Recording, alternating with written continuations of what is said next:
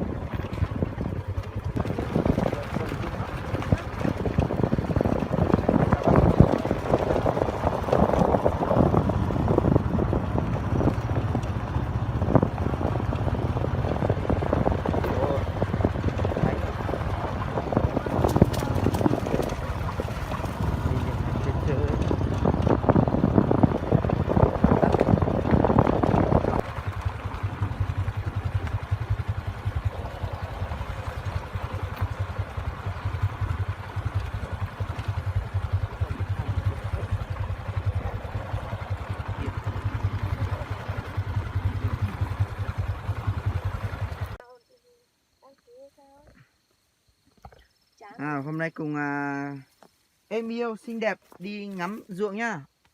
Ô sao họ dạy như này nó chả mọc mầm hết à nhỉ?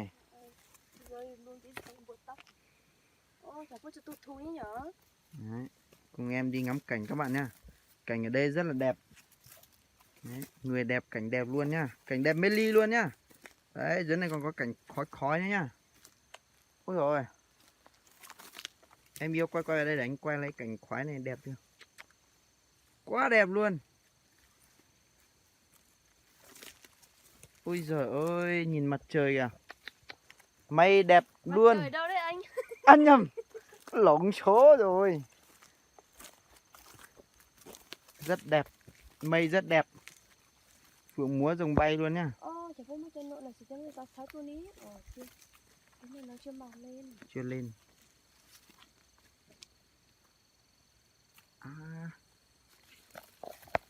Nha. Cái ta phải phê. Đi học đâu về?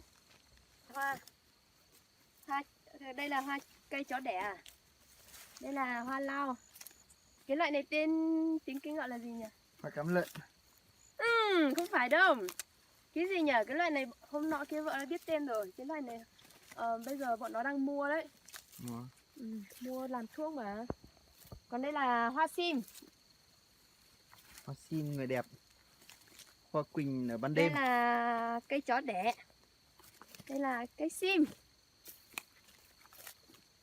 Cái dây đỏ đỏ này cái gì? Cây pò. Đây là cây cho cây này giống như kiểu dạo cổ lan đấy nhở? Không phải đâu, ăn chết đấy. Ăn cái không, cái này cho lợn ăn mà. Cái này bọn vợ thường hái cho lợn. Bỏ em chứ. Hoa cứ lợn.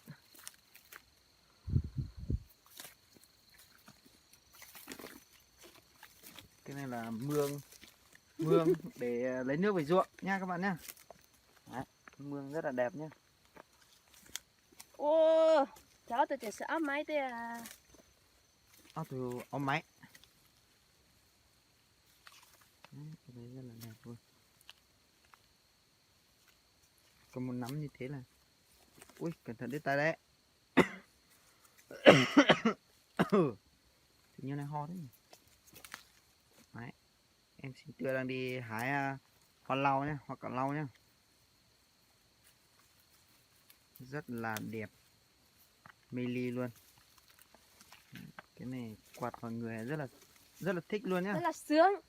Rất là sướng luôn đấy. Em ấy bảo là rất là sướng nha các bạn ạ.